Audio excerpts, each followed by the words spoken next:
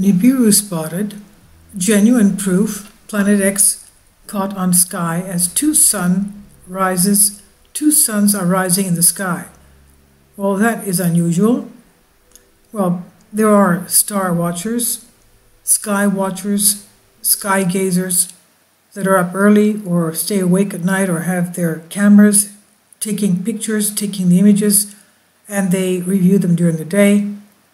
And they do find sky anomalies, such as this. This is by Sebastian Kentley on Express UK. NIBIRU, sometimes called Planet X, Wormwood, Nemesis, Goblin, whatever, Planet 9, whatever it is. As NIBIRU cray sweeps worldwide, one amateur Planet X researcher says that he has finally caught the images of the elusive Planet X on his camera. Perhaps he should also talk to the people from Caltech who are looking for this. He should definitely give them the images because there's something out there. He's not the only one that sees them, these anomalies. They're also seen on live webcams that are 24/7 around the world. Now, this chilling video by David Jordan, YouTuber, he's a Planet X hunter, that's his amateur calling, claims to reveal genuine proof that Planet X NIBIRU has risen above the Earth. Planet X, also known as NIBIRU, the mystical celestial body from beyond the solar system, which conspiracy theorists believe will pass Earth someday. It's a huge planet, believed to be 10 times the size of Earth, and supposedly will signal the some kind of an Earth cataclysm.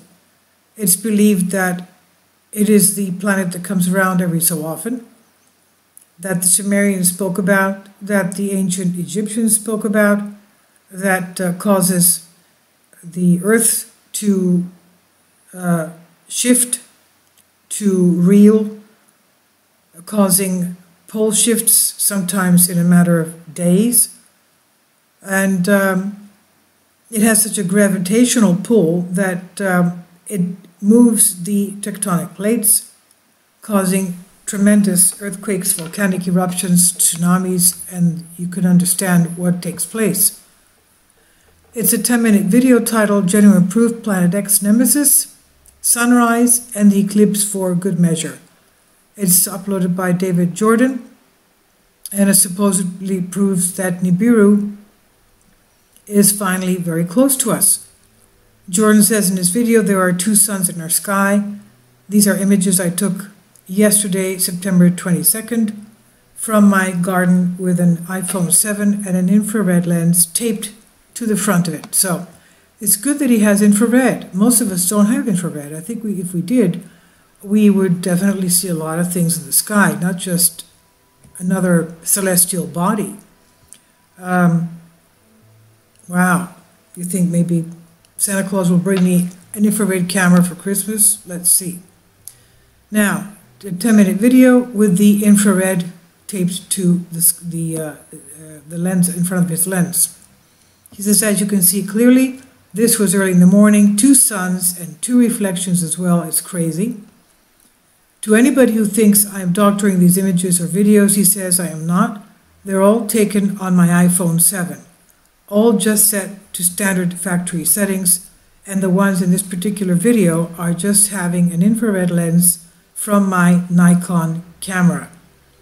But despite the bold claims set out in the video, it's hard to discern if the footage does reveal NIBIRU after all.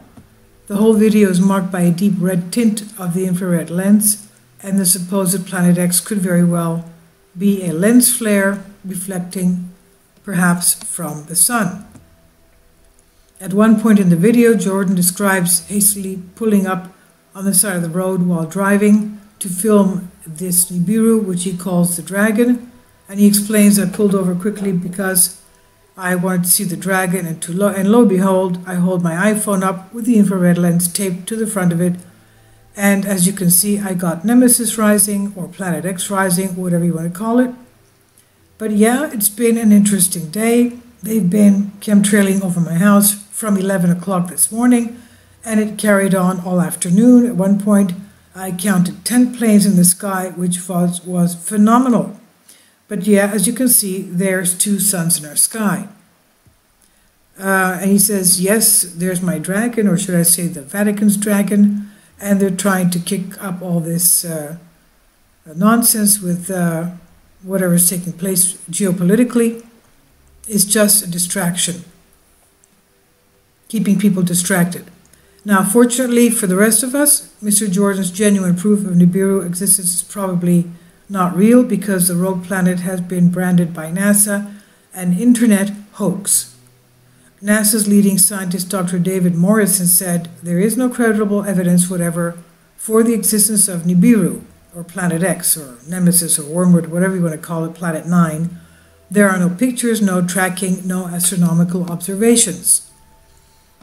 I can quite specifically say how we know Planet X or Nibiru does not exist and does not threaten the Earth. Firstly, if there was a planet headed into the inner solar system that was going to come close to the Earth, it would already be inside the orbit of Mars, and it would be bright. It would be easily visible to the naked eye, and if it was up there, it would be easy for us to see. All of us could see it. The American Space Agency, NASA, of course, ridiculed Planet X theory, saying the planet in question, Nibiru, doesn't exist, so there will be no collision. The story of Nibiru has been around for years, as has the Days of Darkness tale, and is periodically recycled into new apocalyptic fables. Now, Mr. Morrison is talking about the inner solar system, but Professor Brown and Battigan, the assistant lecturer, who discovered the gravitational pulls on the external planet of our solar system, they're not talking about the inner solar system, as Mr. Morrison says. They're talking about the outer solar system, at the edges of our solar system. And that is about 10 to 50 times bigger than Earth. And it's so far out that the sun's rays have a difficulty tracing it or lighting it up. Perhaps if they used an infrared telescope or some kind of a telescope that can read the heat of planets, maybe that would be better for them to use. And they will be going to Hawaii to use the Hawaii telescope, from what they said, this summer, in a few months, in order to try and track with the huge telescope to find it finally. Now, okay, Mr. Morrison is talking about the inner solar system. Who asked him to talk about the inner solar system? When, of course, his announcement was made way before the period of 4 years ago, when Caltech, Brown and Battigan announced in their statement that they found what could be a planet at the edge of our solar system, pulling on the giants of the edge of our solar system. The outer solar system, not the inner, as Mr. Morrison says. So they're always finding planets all the time. Supposedly they found another planet between Mars and Earth. So I'll try and get an article out on that. My eye did catch something, but I didn't do a video on it yet. And they're even saying that we have little moons around us that are very tiny, but they're still going around us. They're finding things all the time. So it would be no surprise if they also find this. Let's remember that the ancients were very, very strong astronomers. They even had the Antikythera device. The ancient Greeks had, there was found a little cheap, I guess it would be a cheap version of it, because it was able to be transported onto a ship. I can imagine they must have had more serious ones that were room size, but this one was on the ship, and it was found in a sunken ship, a ruin off the island of Antikythera, and it's called the Antikythera device, and it was an astrolabe. It was measuring the movements of the 12 constellations, and it had the Earth as the center. Now, why would they want to keep a track on the 12 constellations? That's another question. That goes into perhaps off-world travel, interstellar travel, or travelers from other areas coming towards Earth? We have no idea. But why would they go into the trouble of making the Antikythera device, which keeps track of all the constellations, unless perhaps they knew that something would be coming around every few thousand years that they had to be very careful of. So if you put all these puzzle pieces together, and the fact that the outer planets are having their orbits pulled and into more elliptical orbits, and their temperatures rising, and they're stating that even the sun has tilted 6 degrees, and it could be because of that. This planet that they are sure they will find, it's just a matter of time. We're not talking about the inner solar system, Mr. Morrison. Who told you to talk about the inner solar system? It's coming from the outer solar system. Anyway, that's what we know of, right? We've already established all this, so that's in our heads as our little knowledge, in our little twit brains, and as the time goes by, I'm sure we'll get more information on this. Oh, and I just remember that basically around the same time that Brown and Battigan came out with their Planet 9, they call it Planet 9, so they wouldn't call it Planet X, but Nibiru or Nemesis or Wormwood, whatever you want to call it, around that time is when NASA actually did come out and made a statement that they had found a brown dwarf star. You can see that. It's right, the third planet here in the middle, at the edge of our solar system, which is really bad news because that's very dangerous. A brown dwarf star. It's not a planet, it's a star. And Mount Morrison, of course, didn't know about this because his statement was years before all this has been discovered. And they're always coming out with new discoveries. So is this brown dwarf star the planet X Nibiru of the ancients? Who knows? The Sumerians called it Nibiru. What did the ancient Egyptians call it? Who knows? Let's remember that there was a high priest of ancient Egypt that told Solon that every once in a while this planet comes around the Earth and wreaks havoc, and instead of the sun rising from the east setting at the west, it's the opposite. The sun was rising from the west setting at the east because the Earth had tilted.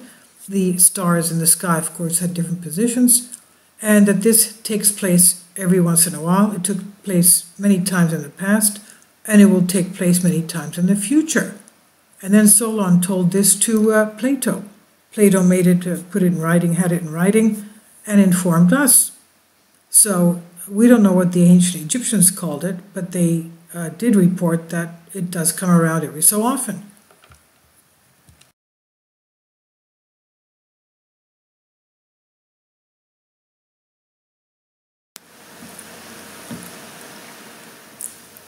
If you'd like to join me on my Patreon account, you will hear content not covered by mainstream media.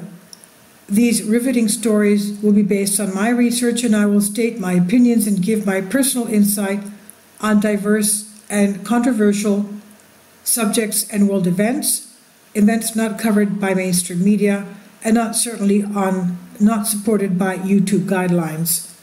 So whatever I have on my Patreon, most of those will not be on my YouTube channel. Please consider becoming a member today. More of the most significant and important videos will be on my Patreon channel. Your support helps me to continue my research and keeps this YouTube channel alive.